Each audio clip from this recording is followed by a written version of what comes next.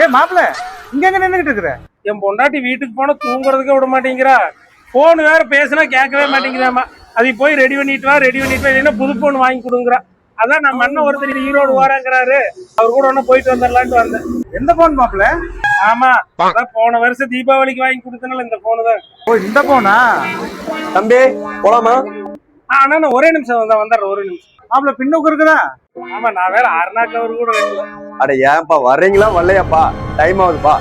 அண்ணா நீங்க கிளம்புறமே கிளம்புங்க, நான் எங்க மாமா வச்சு பாத்துக்கிறேன், நீங்க கிளம்புங்க. பாருங்க மாப்பிள்ள, ஒரு பின்னு கூட இருக்காதா பாருங்க. ஒரு நிமிஷம் இருங்க அண்ணா, பின்னுக்கு இருந்தா கொடுங்க. பின்னுக்கா? பின்னுக்கு கொடுத்தா 50 ரூபா பணம் வருமே.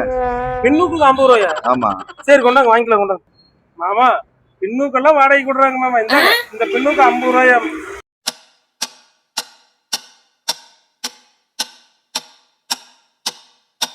என்ன மாப்பிள்ள, அவர் போயிட்டாரு, நீங்க பஸ்ஸுக்கு போறீங்களா? அப்ப நீங்க ரெடி பண்ணி தருவாங்களையா? ஏங்க மாப்பிள்ள, 2 நாளா கறி மாட்டிக்கிச்சு பல்லுல, அதுக்கு தான் பின்னுக்கு கேட்டேன். நீங்க பஸ்ஸுக்கு போயிருங்க.